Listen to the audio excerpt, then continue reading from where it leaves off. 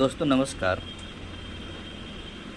आज 9 सितंबर है और कल 10 सितंबर। तो कल एक बहुत बड़ी झारखंड के विद्यार्थियों के लिए एक बहुत बड़ी खुशखबरी आने वाला है कि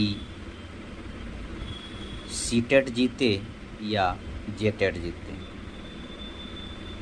ध्यान रखें दोस्तों इस बात को लेकर कि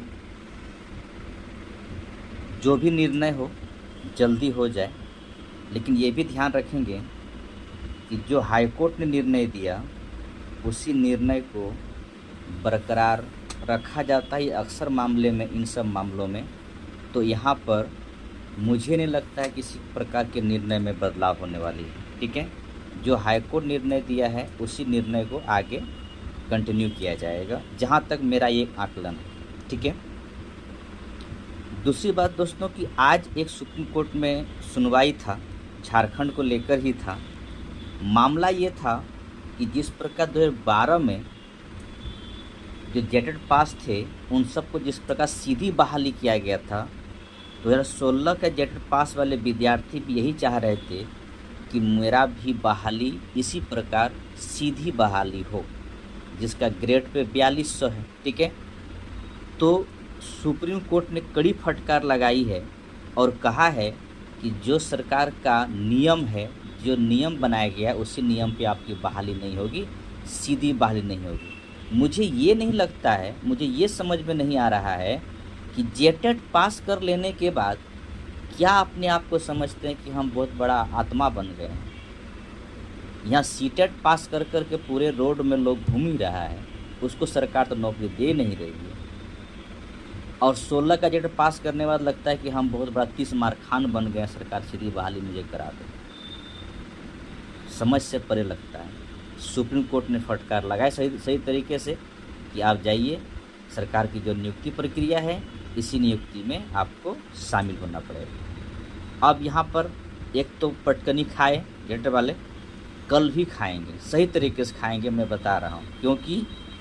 क्योंकि जब सीटेट को मान्यता दिया गया है तो सीटेट जब मान्यता मिला हुआ सेंट्रल लेवल का टेट है, तो फिर जेटेट में माने झारखंड में बहाली में सीटेट को शामिल करने से क्या प्रॉब्लम, क्या मतलब इसमें दिक्कत है। तो एक बात ध्यान रखें दोस्तों कि जो हाई कोर्ट ने निर्णय दिया है उसी निर्णय पर आगे कंटिन्यू होगा, इसमें किसी प्रकार कोई गड़बड़ियाँ नहीं होगी।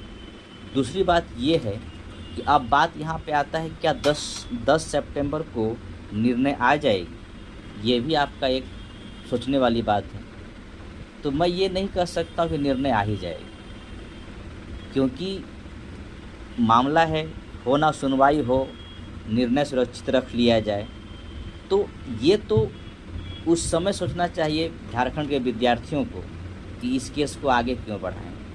अगर इस केस को आगे नहीं बढ़ाया जाता तो आज इनका परिणाम भी जारी होता सहायक आचार्य का, और कितने घरों में